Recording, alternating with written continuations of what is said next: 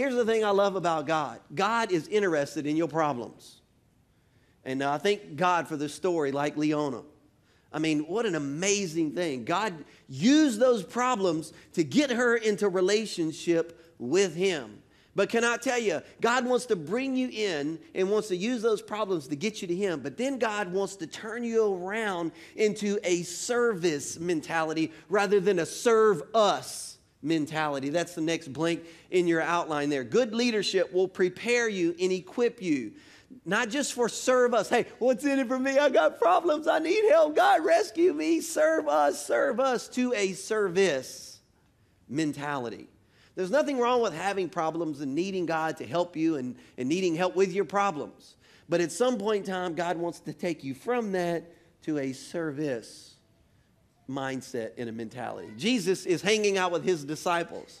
All right, and in John chapter 13, this is just before Jesus goes to the cross. They're having what's called the Last Supper, right? So they're sitting there and they're hanging out, and this is Jesus' last time to teach his disciples something. Now, usually what you teach people or what you might say, the last thing you might say is probably pretty important, right? So this is the last instructions that Jesus can give his disciples before he's gone.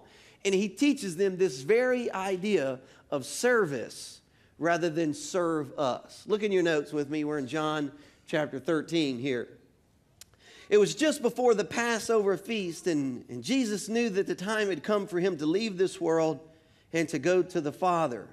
Having loved his own who were in the world, he now showed them the full extent of his love. So he's going to kind of show you what does love really look like. Verse 2, so the evening meal was being served, so he got up from the meal, took off his outer clothing, and he wrapped a towel around his waist. After that, he poured water into a basin, and he began to wash his disciples' feet, drying with the towel that was wrapped around him. He came to Simon Peter, who said to him, Lord, are you going to wash my feet? Jesus replied, you do not realize now what I'm doing, but later you will understand. No, said Peter, you're never going to wash my feet. How many of y'all can identify with Peter being stupid and saying things you shouldn't say sometimes? Come on. Anybody? Okay, you guys are probably not being that honest. So I can see that right now. So let me ask this question. This will definitely get the truth out. How many of you sitting next to somebody who oftentimes says things that are real stupid? They put their foot in their mouth. Okay, now we got the truth going. Okay, so maybe you can identify with Simon Peter here. So he says, there is no way you're going to wash my feet, Jesus. Ain't happening. No way. So Jesus answers him. I love this. Okay. So he says, all right, that's no problem. But unless I wash you, you have no part with me.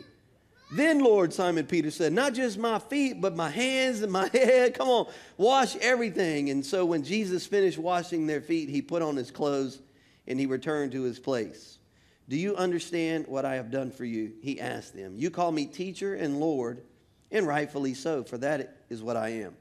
Now that I, your Lord and teacher, have washed your feet, you also should wash one another's feet. I have set an example that you should do as I have done. I tell you the truth, no servant is greater than his master, nor is a messenger greater than the one who sent him. Now that you know these things, you will be blessed if you do them. Now, we must understand that Jesus didn't always teach an exact, like here's how I want you to do something, but he taught in principle. So Jesus wasn't saying, hey, I want you to wash everybody's feet.